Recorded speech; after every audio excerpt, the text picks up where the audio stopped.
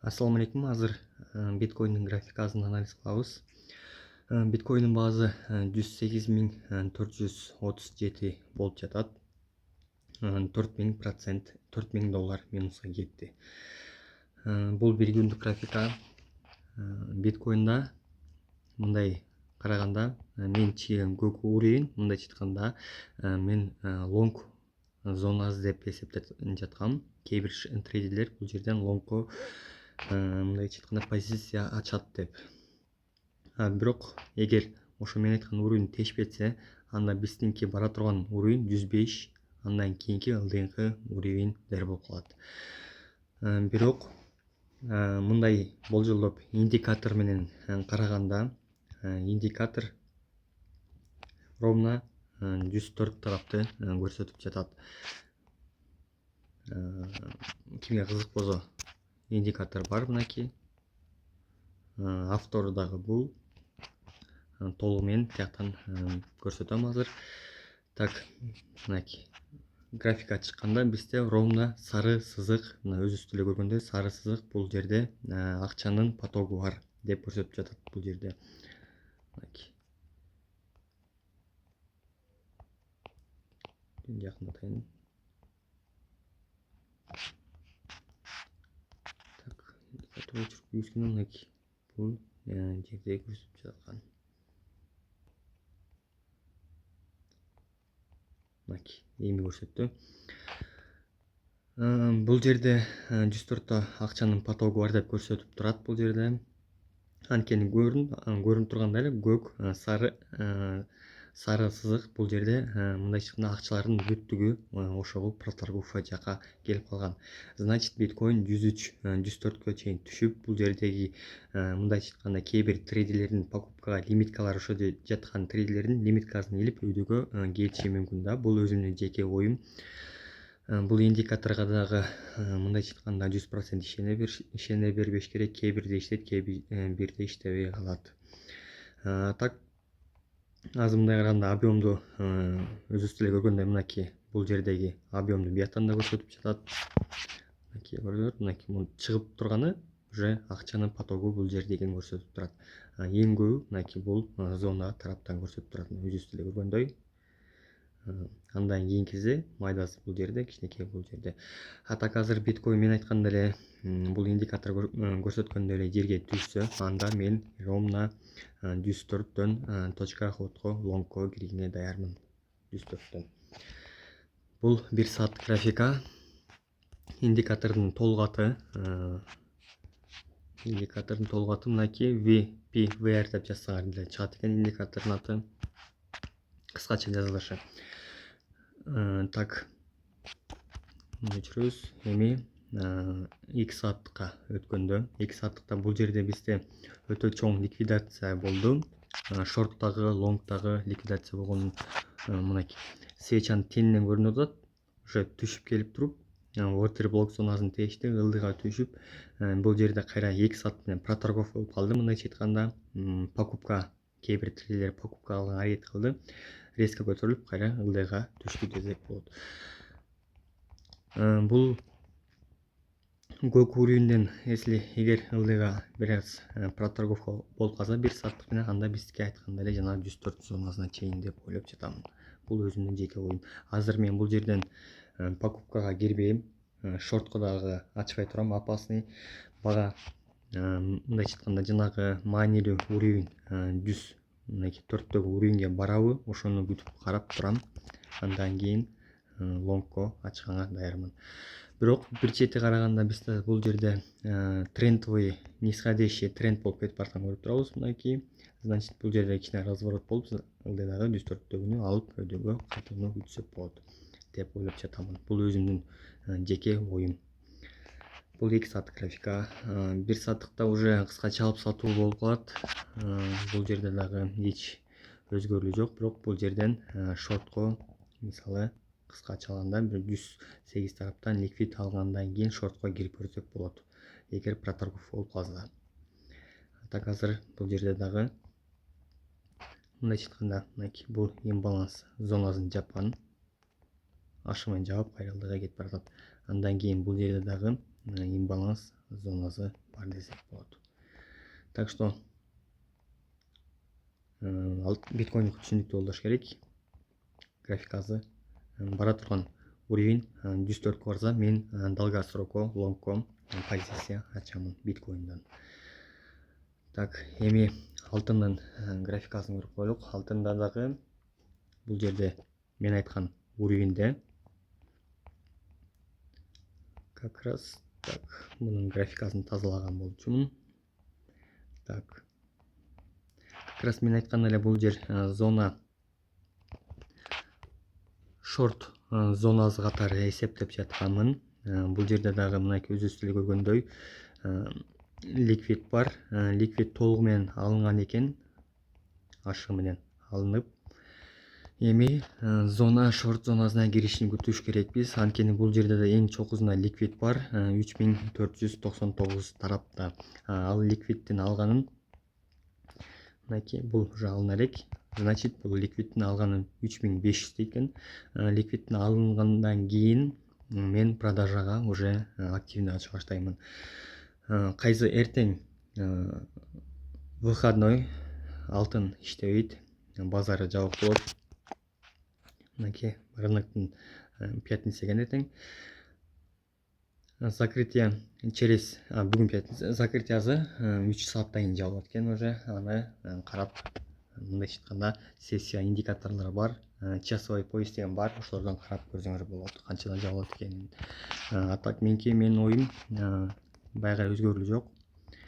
Проторговка уровня и зона лонг зонасына келип, бул жердеги лонгтордун позициясын ишке ашырып, анан ылдыйга кетүү деген ойдомун.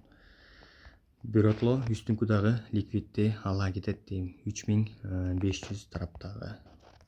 Мынакей бул жер муну өчүп эле көп зонаны лонг зонасы деп эле үстүңкү ликвидди үзүп коелук. Азыр бул жерде дагы ликвид алганын примерно так 3451 ликвид алынган. Жок, жете элек экен, даже жете элек экен.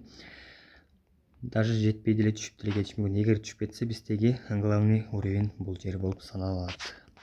Уровень катары колдонсок болот. Бул 3400. Эгер бул түшүп келип туруп, кайра бул жерден өтүүгө кеткенге деген ойдомун. Бул өзүмдүн жеке оюм алтындан 4 сааттыкта. Эртең выходной. Американын фонддуу биржасы иштебейт. Мындайча айтканда көп эле Форекс базарда иштебейт. Ошондой. Эфирде 4316, бул жерде дагы жакшы эле куйлуу болду. Мен айткан уровеньге жете элек экен. Как раз биткоин 104кө түшүп барса, бул дагы ордер блок зонасына түшүп барат. Как раз астында дагы ликвидди алышы мүмкүн. Бул жерде күтөбүз. Так, мен тагыраак болуш үчүн графиканы полный тазалап өчүрөйүн. Так, мынакей бул зонаны ордер блок зонасына колдоном. Эфирде 4 саат графика. Азыр биздин бара турган эң жакшы менин лонгко келе турган позиция ордер блок зонасынан болуп эсептелип калат. Как раз биткоин түшсө 4000ге 104кө, эфир дагы 4100кө чейин түшүп барышы мүмкүн.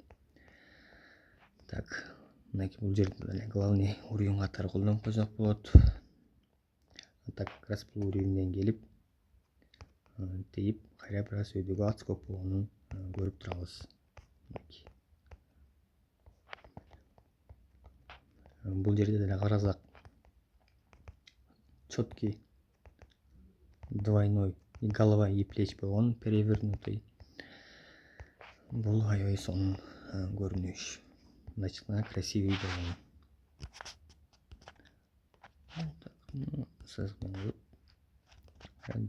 Көрсөк болот. Мынакей голова и плеч жакшы болгон бул жерде. Так, азыр бул жерде имбаланс жок экен. Азыр бул жерде ордер блок зонасы бар жана бул дагы ордер блок зонасына катары кирип калат. Бизде 1-2 ордер блок бар экен. Так, как раз эстегенде мен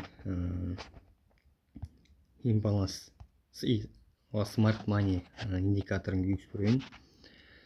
Так, Smart Money, так, мынакей. Smart Money индикаторун күйгүзүп рисовкаларды өчөрөлүк. Мына как раз ордер блок зонасы ылдыйраак экен бир аз. Ордер блок зонасына уже үстүнө жетип өйдүгү кайтканын көрүнүп турат. Бул жерде болсо стоп лов деп турат. Бул жерде кээ бир трейдерлердин лонгко кирген стоп лосстору бар бул жерде.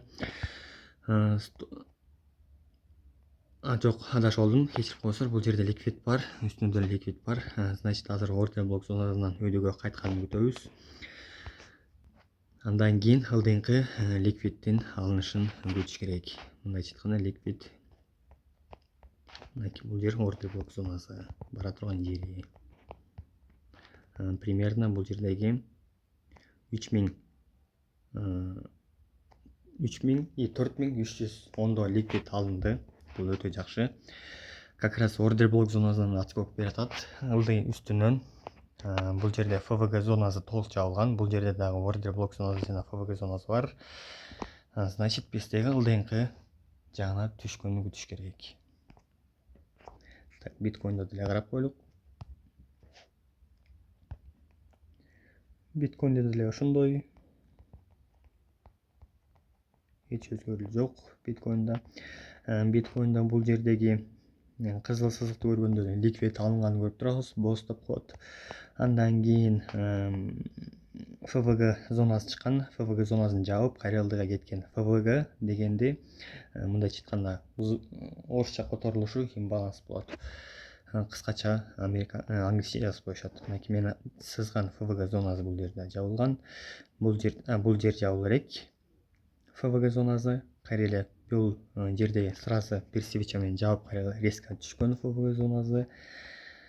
По идее 109 ФВГ зонасын жаап деле коюш мүмкүн, бирок меники 104 тарап болуп жатат. Мынакей бул жер. Видео кимге жакса лайк басып, оюңуздарды жаза кетиңиздер. Эми азыр канча трейдерлер ликвидация болгон экенин көрүп коелук. Так. Азыр бул жерде баш аягы криптовалюта, ликвид. Азыркы бүгүнкү ликвидте бизде баш аягы 142 миң, почти 142 миңдей трейдерлер ликвидация болгон. Анын ичинде общий суммасы 500 миллион экен. Болжол менен эң көп ликвидация OKX'те болгон экен, биткоиндо. Так что бул өзү ушундой индикатор. Так, кара эле. Так, азыркы бул жерде деле толук көрсөтөт. Чисто бул жерде потоктордуку. Так, азыркы жерден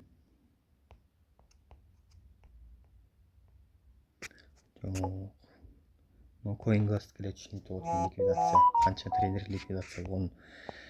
CoinGlass'те жакшы көрсөтөт, так көрсөтөт. Так. Азыр трейдинг вьюга кирип, биткоинден Чикагский фондой биржадагы карап коелук.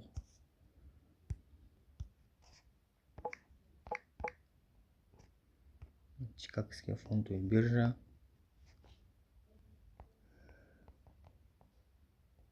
Так, чоң кеп до сих пор жабыл элек.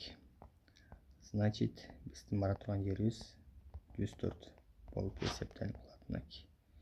Как раз бул индикатор деле бул жерде 104 көрсөтүп турат. Мынакей. Как раз бул жерде 105 миң 104 экен. видеого лайк басып өзүңүздөрдүн оюңуздарды жаза кетиңиздер. Видео түшүнүктүү болдубу, анализ кандай болуп атат, качествосу кандай, комментарий жазып, лайктан басып подписаться кылып коюңуздар.